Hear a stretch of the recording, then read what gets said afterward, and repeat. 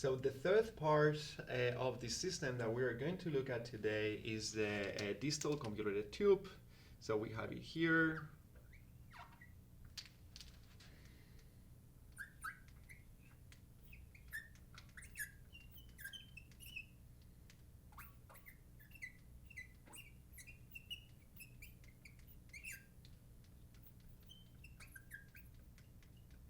This is called distal convoluted tube because it's kind of like the last part of the tube before we go into the collecting tube. So it's the part of the tube that is more far away from here from the glomerulus, because then has to do all these different paths until it arrives here.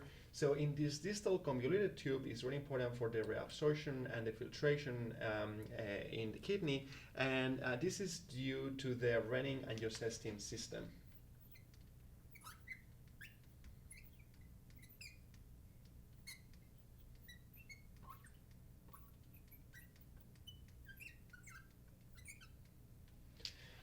So let's start with this system. So this is a very complex system. First of all, everything originates here at the glomerulus.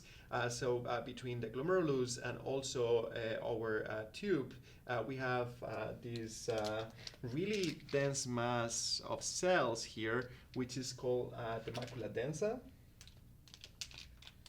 So we have here our kidney, right?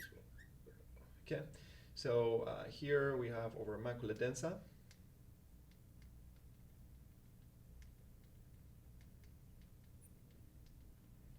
Which is this structure here. So this macula densa is going to feel a decrease in the glomerular filtration rate.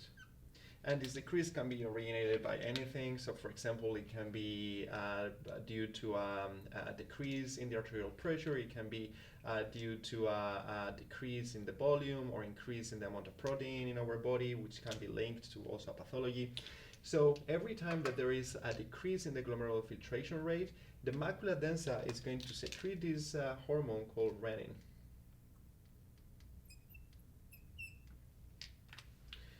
During normal circumstances, our pancreas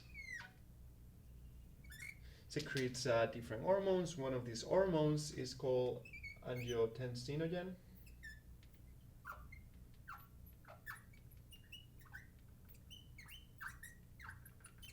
And the angiotensinogen is normally circulating in our blood, but what happens is when the macular densa secretes the renin is going to convert the angiotensinogen into angiotensin 1.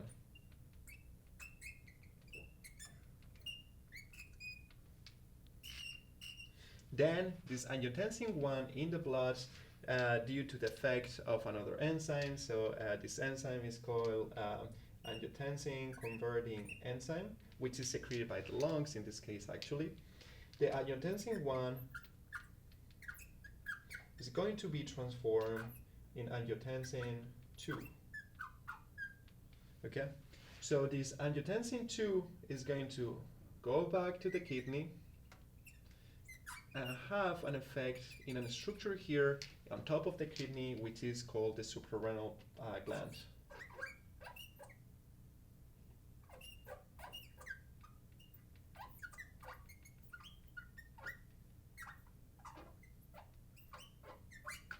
Okay. And the suprarenal gland here is going to release another enzyme that is called aldosterone.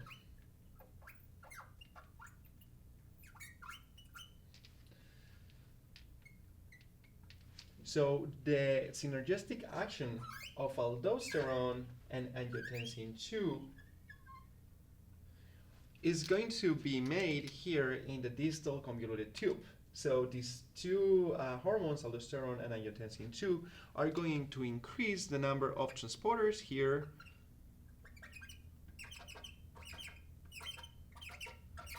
for sodium and for water. So the sodium and the water in the tubular fluid can be reabsorbed into our body. So water and sodium chloride. Okay, So all this system is necessary for here in the distal convoluted tube to have this reabsorption of water and sodium chloride, which is needed to reestablish this glomerular filtration rate back to normal. Okay, so after we have seen this, we only have one part left of this tube structure, which is the collecting duct. So give me a sec and we'll go through the collecting duct more in detail. Okay, so the last part of the nephron that we're going to look at today that mediates this process of reabsorption and filtration is going to be here for the collecting duct.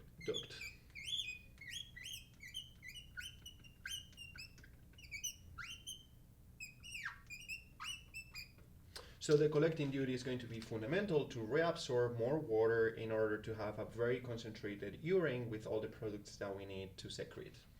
Okay, so the collecting duct is very important for that, but the function of the collecting duct depends on another hormone. So this hormone is called the ADH, or antidiuretic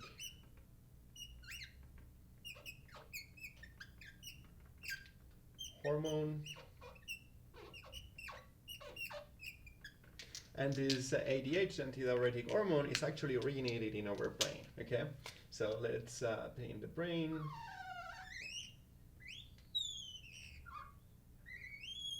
So if you remember from the central nervous system lecture, our brain has more or less this structure, okay?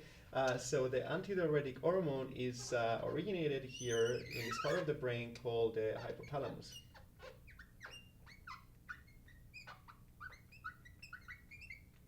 Which is just under the thalamus, which is here, and on top of the pons, and very close to the pituitary gland. So the hypothalamus is going to produce the antidiuretic hormone, and is going to bring the antidiuretic hormone through neurons into our pituitary gland, specifically to the neurohypophysis.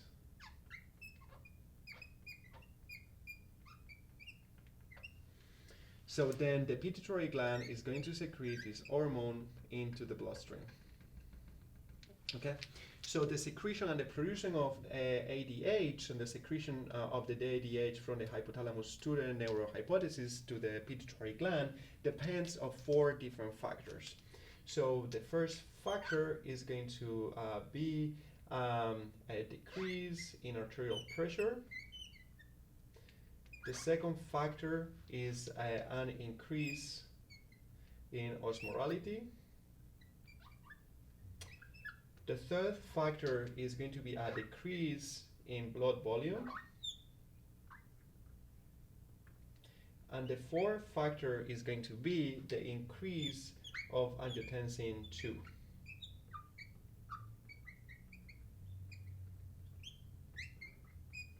Because this angiotensin II is not only going to have an effect in the suprarenal gland to produce this aldosterone, it's also going to have an effect here in the hypothalamus to produce and secrete the antidiuretic hormone into the pituitary gland and into the neurohypophysis.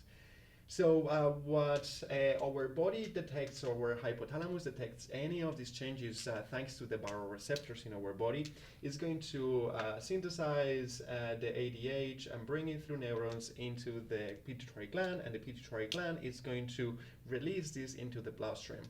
So once these are released, the ADH is released into our blood flow. It's going to arrive here to the collecting duct. And what the ADH is going to do is going to produce, or is going to increase the production of these water transporters here in the walls of the duct that I call the aquaporins.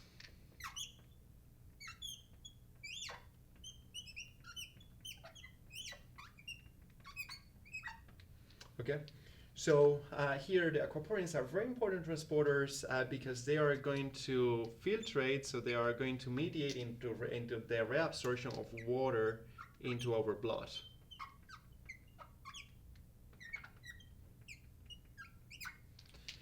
So finally, this reabsorption of water into our blood is going to decrease the osmolality, increase the arterial pressure, and also increase the bone volume, the blood volume.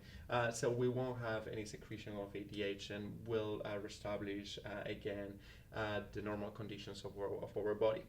And finally, also due to the reabsorption of water here in the collecting duct, we are going to have very concentrated urine. Therefore, we are going to be able to eliminate all the excess of ions and different toxins in our body. Okay, so we have finished with this lecture. So again, we have seen the different processes that happens first here in the proximal tube, then in the loop of Henle, then we have the distal loop or the distal tube, and finally we have the collecting duct. We have seen the different processes that happen and the different hormones that are going to mediate in these processes of reabsorption and filtration. Hope you enjoyed the lecture. I'll see you next. Thank you.